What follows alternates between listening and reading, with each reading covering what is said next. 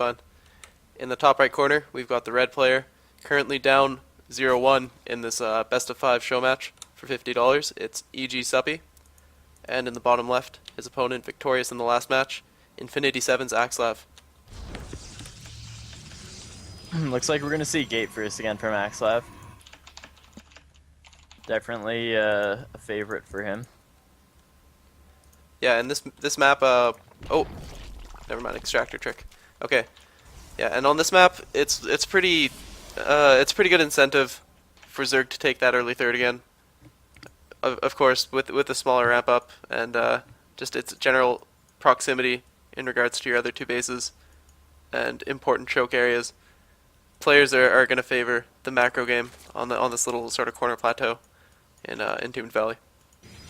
So another, what I'm trying to say, I guess, is that he has the capacity to do a strong gateway timing like he did last game, and have it be successful. That's definitely true.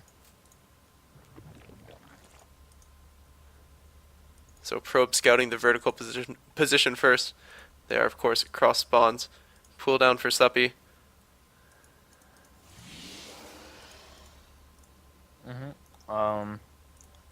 Suppy looking like he's gonna go pool first, and he's gonna send that drone down and pop a hatch on 15. And iS.Axslav's gonna slide his probe down to the natural as well. Right, taking that expansion before gas. Suppy's Overlord scouted the vertical position. That will reveal to him that, of course, iS.Axslav is cross spawns. The probe from iS.Axslav makes up into the natural of Suppy. He'll scout that natural, or scout that hatchery rather. Get up and see that there's no gas. Yeah, iS.Axslav choosing to delay a fair bit. I like how he does that when he knows that he's no attack. I mean, he's finally throwing down his gas. I wonder if we'll see an earlier gas out of Suppy this game instead of just the gasless 3 hatch, because obviously it didn't work for him in the last game against the really early pressure from iS.Axslav that came in the last game. Yeah, it's definitely something that Protoss have found that pretty much says to Zerg, hey, you're not going to be able to take this third hatchery before getting gas if I go gate before, instead of Forge expanding. It's just a really, really strong timing that, I mean, without these speedlings, seems almost mathematically impossible to fend off. Yeah, and then just as we're saying that, Suppy does move his drone into the third, and I mean, iS.Axslav's probe sees that, and I think iS.Axslav's pretty happy about it. He's like, yeah, all right, I killed it perfectly fine last game, and this game it's even harder for you to get units over there because you're not going to have the rocks down in time. Let's go again. Choosing to throw down a Forge, though, so I think he will be opting for a macro game, and I'm kind of surprised by that. Maybe he'll try and put down some cannons over here, mix it up against Suppy. Other than that, maybe. though, But he there could be is a going for an Zerg early out. upgrade timing, of course.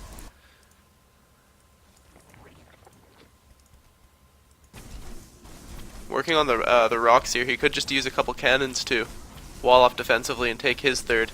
As he scouted that third of Suppy, he could be, as opposed to aggressing upon him, just trying to stay as even as possible in the macro game.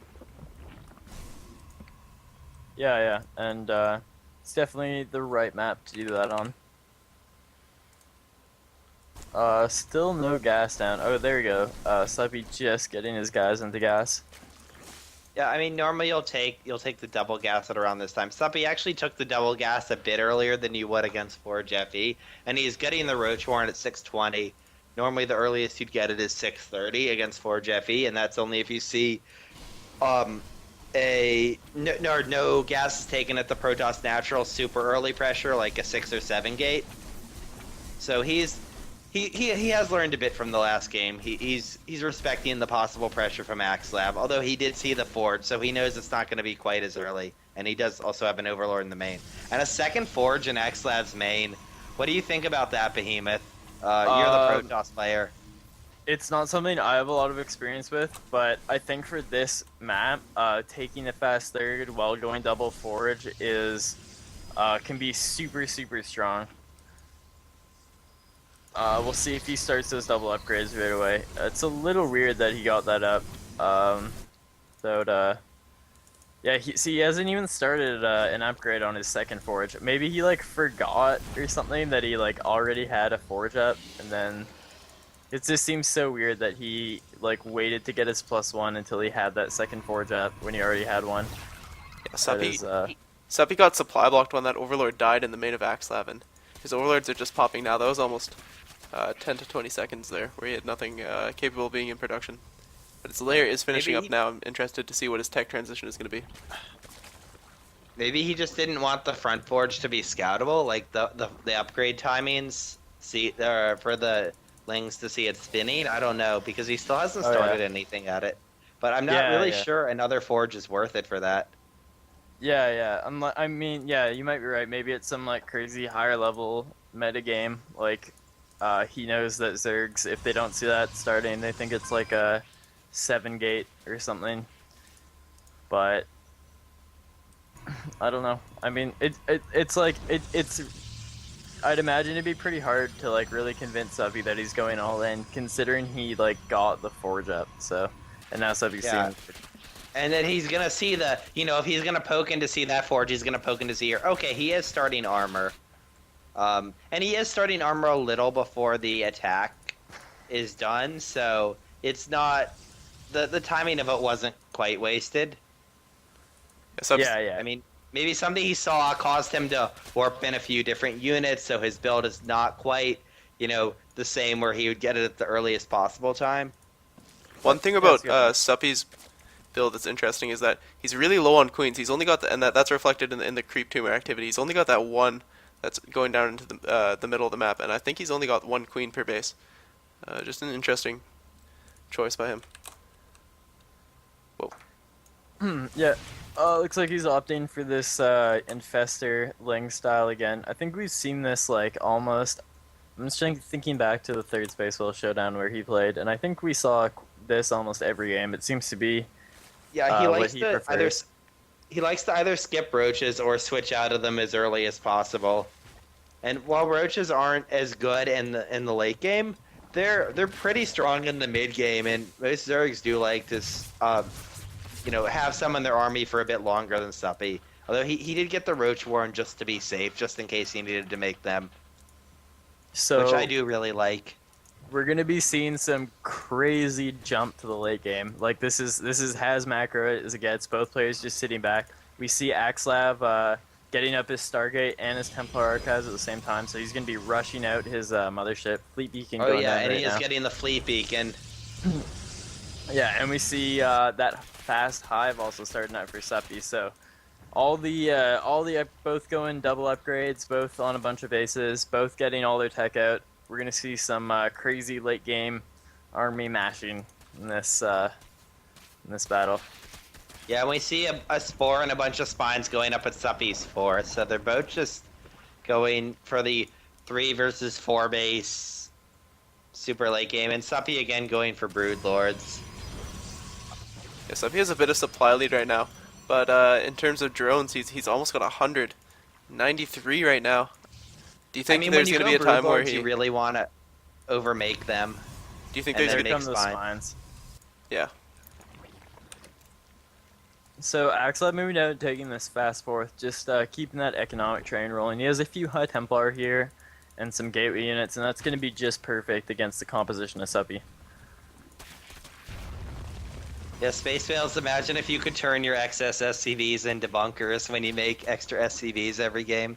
Yeah, that'd be pretty awesome. Or turrets. And then move them around. Yeah. Yeah, I've always been an advocate of that bunker should have the capacity to fly, like like other Terran structures, so you get a nice bunker flying rush. There's a warp prism up in the top left, and Dark Shrine just finished, so he might look to warp some GTs in here, except Infestors are already on the way, so... Suppy, really good spot there. He's gonna fungal it at the last possible second, and... Wow, realizes that he doesn't even need another fungal. I mean, I know I would have used the second fungal on it, and a lot of other good Zergs would have as well. So, that was a really good read by him.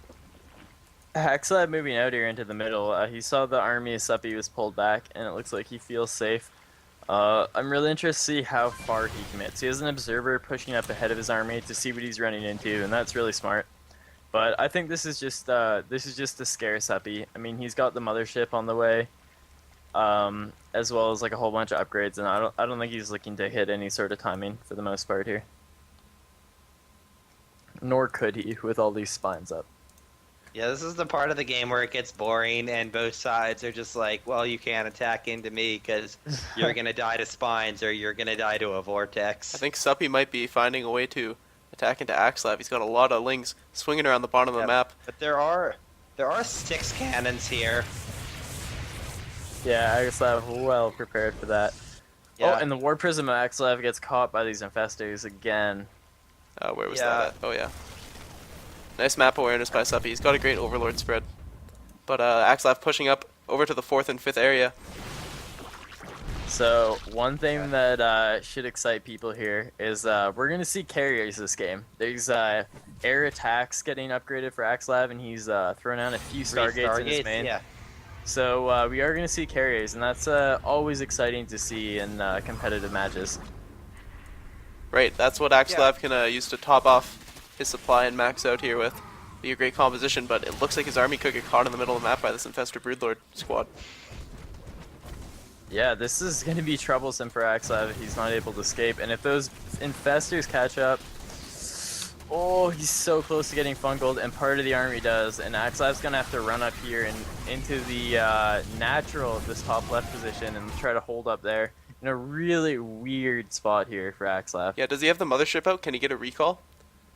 He does. Okay, yeah, and I think that's what he's gonna try to do. But only 85 energy on the mothership. So is he gonna get it up in time before this army gets crushed? I mean, he's gonna have to. He's not gonna be able to catch the army till the Broodlords are up there because there are the HTs with Storm. The Lynx can't really run up alone. So I think he'll just barely get to recall it. 97, 98, 99, 100, and there we go, recall. Just as the first Broodlings get there. Wow, that was really close. Yeah, some of the Broodlings were actually venturing off a bit, like about to strike, and then the units got recalled. Alright, so a bunch of Zealots venturing off on the right side. Suppy's going to see this with some Overlords, but he's got a bunch of Lings as well. They're moving over here to take out the 5th base of iS.Axslav. First carrier is on the way for in production right now. He's gonna be more as well once these Zealots get cleaned up. It looks like iS.Axslav is going to go for this ultimate like game composition with these carries. They're not the most cost efficient unit, but for supply they're the most you're going to be able to pack into 6 supply. So I'd actually argue they're the only way you can be even reasonably cost efficient attacking into the combination of Infestor, Broodlord, and Spinecrawler, just because of their range. Their range and their inability to get hit by the Broodlords. Alright, so these Zealots still causing havoc up on the right side. Blink Stalkers were attacking the middle base up here in the top, as well as trying to see what they could do over at the 5th. They were driven off. Pretty good multi-prong aggression going on here in the late game by iS.Axslav.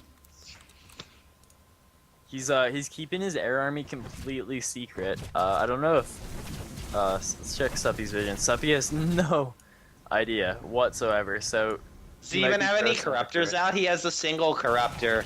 Yeah, that's gonna be trouble here. He might just die like right away. There's like Void Rays being massed up here, as well as these carriers. This is